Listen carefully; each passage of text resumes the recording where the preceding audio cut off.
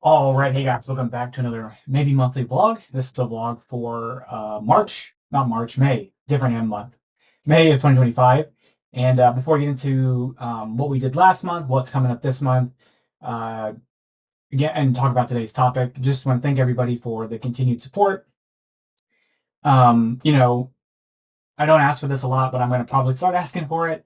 If you like what we're doing here, if you like the playthroughs, if you like any of this stuff, just please, and you're not subscribed, like the videos, comment on the videos, all that stuff really helps. Um, the algorithm, we got to be, we're subject to the algorithms, so that helps push a lot of stuff up. And I think given the main topic of today's video, some of my stuff's going to probably be harder to find without those things that help out. So yeah. Anyhow, let's just hop into what we did last month. So last month we had three of our 5x5 games. So I think we're at 10 total playthroughs of 25, which is, I think, pretty good. Like I mentioned in the past, I'm going to try to get maybe a couple months of just three of them, just so we can don't end the year right at the last one. So we did a playthrough of Dune Imperium, second playthrough of that, a second playthrough of Darwin's Journey, and then this time we added Firelands in, which definitely, I understand the hype of Firelands. It's so much, makes the game much better in my opinion. And we added some modules and stuff in, some mini expansions into that. And then finally we did a role player playthrough not that long ago. So those are the three we did for the month. It's been a long time since Endless Winter, so that'll be the next one we do. Not this coming up week, but next week we'll throw in the next Endless Winter playthrough. So it was really funny because I did that first, and then did all the other did the playthroughs of the other games, and then realized, oh, I hadn't even touched Endless Winter since the very first one. So we got some of those recorded, and those will be coming out soon. We also did, this was the first month that you guys voted on games. So we had, I put up a poll in March, and you guys voted on Great Western Trail, New Zealand, and Scythe. And so those two were the games we played this month. So check those out if you haven't. Great Western Trail New Zealand, of the three, is the one I'm the least, I've played the least. So it was really good to get that out. And I think we'll probably do another playthrough of that in the next few months before the end of the year on the hardest difficulty, so we can do it for the hard mode. We also, like I said, did Scythe, and Scythe was just such a really fun, fun game to get out. And I think I mentioned in the video, and then I had a comment also about doing Rise of Fenris, and so we're probably going to be doing a Rise of Fenris campaign playthrough, because I always want to do campaigns, but I haven't really started one on something, just a game. And I think that would be a good one to do because I really want to play more Scythe. It really made me want to play more. So, and I got a second AI deck, so we could even do, maybe we could do it with two AIs. I don't know. I'll have to look at how that work's going to work, but we could totally do a Rise of Fenris and have it pretty epic. So I think that would be a lot of fun. But we won't start that till maybe June at the earliest, but probably not till July. My summer might be a little busy, so we had, yeah, and then we had a couple crowdfunding games get delivered. So One Hit Heroes ended up being a super sleeper hit for me, because that was a game I kind of backed it sort of on a whim. There, at the time of me looking at it, there wasn't an official solo mode, and then they added one a little bit later. And when they added it, I saw how the game played, and it could be two-handed solo, but I looked at when they added the official solo, I'm like, okay, I'm going to get this. And after getting it, I was like, that's probably one of my favorite things I crowdfunded, with the little information going into it, which I guess is kind of weird, but it is what it is. So that ended up being really good. I played the entirety of episode 1. So the game comes with 3 episodes and an epilogue. And the episodes are structured as you fight a boss, then you open a booster pack with 8 cards. You take 2 of those 8 cards out into your deck, fight the second boss, repeat that all the way to the end. And so you're building, there's a deck building element you're drafting from for a deck building element, which I think is a lot of fun. And once you've unlocked all the cards, or unlocked a set of cards, then basically you'd be able to take all those cards and shuffle them up, and then in between the games, when you replay an old episode, you can draft from 10 cards of the entire card pool. So you end up having like a lot more combos available to you if you replay the game. So yeah, I played so all of episode one. I played through it. There was a rules mistake on like how the turn order worked with the AI with the solo like helper. So that's been pointed out. But check that out. And then we did Scar of Braid, which is the newest game from Shem Phillips and one of the two newest releases from Garfield. I love Shem Phillips' design. I love Garfield, so that was an easy one for me to get. And the game's fun. It's a very sandboxy resource conversion game, and it takes up a very small amount of space. It's just a really solid, really fun game. So check those out. We did a playthrough of 54 State as well, and I really like 51st State, and I'm going to do more 51st State. And yeah, so there's a couple other things we did. We did a hard mode for Wingspan, a couple Marvel Champions playthroughs. And yeah, so let's kind of talk about May. So with May, we just had a playthrough. I did one posted yesterday of Earth, and it's just the base game of Earth, but it's kind of revisiting for the expansion. The expansion playthrough will come out on Tuesday, and I really think it doesn't add so much to the game that you couldn't teach it without it. Like I think you could teach it easily with the expansion. So it has me really looking forward to the next one. Hopefully that's the last one because the box can't fit any more stuff in it. But yeah, so we've done that. Like I said, Endless Winter will be the first game for the 5x5 this month. We'll see what else we throw in there. And then not this Friday, but next Friday, we've got to play through Marvel Legendary based on Daredevil Born Again Season 1. So if you guys don't know, I always do playthroughs on those, but I wait about a month just to get everybody give a chance to get caught up and to I know for me, I have a harder time going back to a video if I want to watch something, but like I don't want to get spoiled. So like to remember to go back to it until after I've seen it, I have a harder time for that. So it's part of that too, where like hopefully by a month you've watched all the episodes, you've seen the movie or whatever, and that should be plenty of time for not to feel like you're spoiled going into it. You don't have to worry about going back to it if you want to watch it. So we have that coming out next Friday. The games for May that you guys voted on, St. Corey and Fantastic Factories won the poll. St. Corey won pretty handily. And Fantastic Factories, I was kind of surprised, but that one got second most votes, so those will be coming. St. Corey will be next week, and then Fantastic Factories probably a couple weeks after that, like close to the end of the month. But St. Corey was really fun to get out. I think the AI system in there is really cool. It uses a bag, and you put workers in the bag, and then you draw out of them to make the decisions. It's just a really cool thing, and it like makes the AI specialize, which I think makes it really fun. That like it's going to organically specialize based on how the thing works. It's just a really cool system in my opinion. And I think David Digby designed that. So yeah, it's a really cool system. Hopefully I didn't make any rules mistakes. The game is huge, and I have a big table. Like this is a 3x5 table, which if it's the game fine. The problem that I have is that the camera. I'm kind of bound by this cord because my computer is here, my PC is here, and then the camera's there, and this thing can only stretch so far, and it gets kind of tricky, and I want to be able to make things zoom in, but I want to be able to show everything on camera, so it ended up being a little tricky, but hopefully I didn't make any rules mistakes, and hopefully you guys can see everything on there. We also have a playthrough coming of Life of the Amazonia. You can see that behind me. I did a playthrough of that. That'll be coming soon. And I'm actually doing the second scenario instead of the first because all the playthroughs online are always the first scenario. So I thought it'd be more interesting to see something different. I really want to do a bunch of Heat Pedal to the Metal. So I've got that too. This is kind of leans into today's topic, those two games. And yeah, and I should be getting today at some point my acrylic tiles for Marvel missions. So we're going to be doing a bunch of playthroughs of that. I felt a little bougie, so I wanted to wait till I got all that stuff before we did stuff. And then I have a Galactic Cruise playthrough coming with one of the expansions. And I promise I will get Andromeda's Edge playthrough out this month. I keep pushing it back. I'm going to get it out because I really want to play Andromeda's Edge. It's just a matter of it's a big table, takes a lot of table space, and it's hard to get up. Come here. Oh, here's one of my dogs. She's just hanging out down here. This is Gigi, and she's kind of afraid. So she's just kind of hanging out right here. So yeah, so we've got that coming. The poll for June playthroughs, we're going to end up doing some games that I've already featured on the channel, but I'm going out of town at the end of the month. The next vlog I might be on a beach. So I didn't want to like try to get something heavy out to try to remember what to do. So with this month's games for June, they're going to be all deck building. So I wanted to theme it.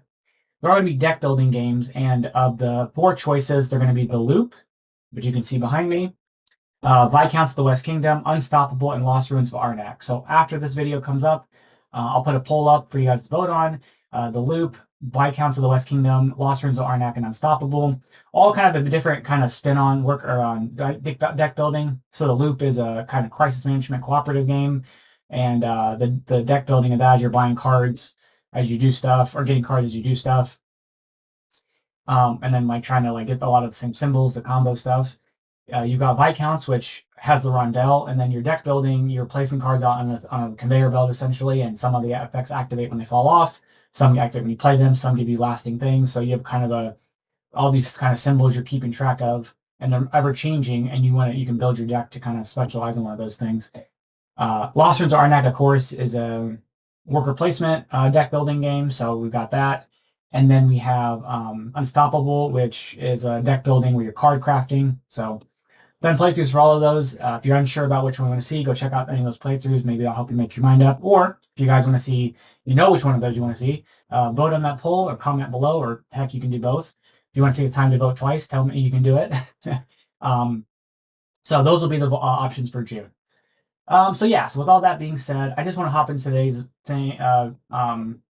topic. It's going to be about the tariffs. It's going to be about kind of crowdfunding, the state of crowdfunding. And I'm going to kind of preface it all with, obviously, I'm not an economic expert. I'm not someone who publishes board games or owns a business or anything like that. My degree is in math and statistics, so I do have a little bit of knowledge about numbers. But when it comes down to, the industry-wide impacts, and this isn't just about the tariffs, the crowdfunding thing I think is important too. I think there are many experts to defer to. Jamie Stegmaier's done a really good job at kind of talking about his perspective and what those costs are going to look like from him. Ben Maddox's podcast, Five Games of Doomsday, he's interviewed a ton of people in that space. And there's a lot of resources. So this isn't a place for me to say, all the political crap about it. I'm not here for that. I'm just going to talk about what these kind of things are going to have a change to the channel. This kind of goes back to the first comment I made at the very beginning of the video. So I didn't want to touch on crowdfunding just a tad bit because the tariffs are going to ultimately be something that's going to affect that. But I think the thing with Final Frontier was a huge kind of wake-up call, kind of a sobering reminder, if you will, about just the nature of crowdfunding and that, like, we're not guaranteed these things.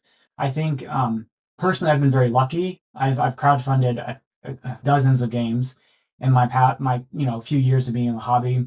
I have 57 things I've backed on Kickstarter. I have about 20 outstanding. So there's 20 that I've done, but I've received at the other 37 or whatever, and then however much on GameFound and my one backer kit, which was Gloomhaven Buttons and Bugs.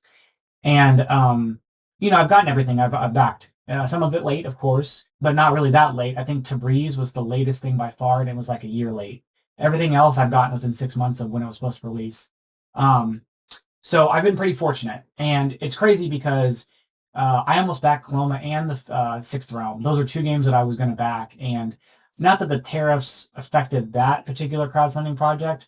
I think just the way Final Frontier was doing stuff based on what I was reading and listening to, it seems like they would have probably caught up. The tariffs would have caught to them eventually. I think they just were so behind, and this isn't knocking anybody over there. I'm not trying to. I know people are frustrated that they're out on money, but I think, again, this is one of those things you have to remember, that crowdfunding is not a guarantee. Kickstarter tells you, I think there's some stuff in GameFound about the stable pledge thing, but I'm not totally sure, so I'm going to speak on it. But the crowdfunding, Kickstarter tells you, like, these aren't, like, you're not guaranteed this stuff. And we take that risk every time, and, 99% of the time we're good. But the times that we're not, and it sucks because, if I had backed those 2 projects, I would have been out like $300. I almost backed this game a while ago called, I think it's called Copen. It was from the publisher Holy Grail that did Encyclopedia, because I liked Encyclopedia a lot. And that I didn't end up backing that project. And the only thing that stopped me from doing it, like if it was me doing it now, I probably would have backed it without an issue because I could afford to, but back then I just didn't have the money, so I wasn't as sure about it. Maybe I would have backed it now because I still wasn't sure about the solo mode. And they folded and people lost their money on that project. So it's just a reminder that, like, we are taking a risk when we do this. And I think the tariffs are going to make things much more difficult. I know a lot of the projects I've backed, they've talked about maybe delaying delivery to the U.S. until the tariff amounts go down. Some of the publishers have talked about maybe they could eat this one time, but then really after that they can't really do that. I know some of them are going to add extra charges, which I want my stuff, so I'm going to probably pay it, of course, but it's going to make me really reluctant in the future to back stuff. I think that's really what I'm taking away from this process is I'm just going to be a lot more selective. One-hit heroes might not be something I would have backed the first time around, right? If we were in this situation. I don't know that I would have backed, what else do I have that I would have backed? Maybe I wouldn't have backed Tabriz. Maybe I wouldn't have backed an Age Contrived, which maybe I wouldn't have backed Everdell Duo or Everstone or whatever. Like there are things that I probably wouldn't have backed because of this or that, and price being a thing. I think there will be some publishers like Garfield. They put something out. I'm probably going to back it. I'm going to back the Andromeda's Edge expansion. I'm going to back, like there are things that I'll back, but those will probably be the things I back. There's going to be a small handful of things I back versus, this looks pretty interesting. I can afford this because the shipping isn't bad and the price is pretty good. So that's really what it comes down to, I think, with what's happening with the tariffs and crowdfunding. I think it's just going to hold me back a bit on crowdfunding nearly as much. And, and retail too. I mean, retail is going to be another thing that's going to be a factor. I think with retail, at the very least, we know what the price is going to be. We know that, hey, like if there's a tariff surcharge in there, that game that was, whatever is going to be 50% more, whatever. I'm just making up numbers, but we know that's a possibility, and I think that's going to be a little easier pill to swallow. It just may mean I'm buying less games, which is why I got Life the Amazonia, I got Heat Pedal to the Metal, I've got Race the Rap coming today. I try to get some games that I've been eyeing that I thought, well, let me get them now while the prices are still low enough. But what's crazy is I got Life the Amazonia from Boardlandia, and like the day after it got delivered to the house, they put in that they shut down. So it's one of those things where if you could, I'm just trying to pick up things that I want, but I have a ton of games. And ultimately, that's what the message that I'm going to be taking is I'm just going to be playing the games that I have. I think that kind of naturally fits with the theme of the channel in the last 6 months, why we're doing the 5x5 challenge for this channel, revisiting games with different difficulties, just talking about how these games deserve that attention and love that we have. And I know the new stuff comes out and everybody's excited about that. And I think that's fine, but we have these games and, it would be good to put in on those. So that's probably what the focus is going to be. Less new stuff, more old stuff. And that's why I was saying at the beginning of the video, liking the videos, commenting on them, subscribing to the channel if you are. I mean, tell me if you don't like something. I mean, I've had people give me constructive criticism, and I value that. I value that immensely because I want to make sure you guys are enjoying this because I want to be. I enjoy doing this, and I really ventured into this space of doing all these playthroughs and doing just playthroughs as a whole so frequently because you go look up a game and it's like the same introductory game, the same like here's one game with the expansion, and I think like seeing the game and seeing how strategies play out and like there's just so much that these games offer that I'm not saying we as individuals, but we as a collective do not give that space for those games. And so that's what really, of course there'll be new stuff. It'll just be a lot less. Let me just put it that way. So of course there's new stuff, but it's going to be a lot less coming through.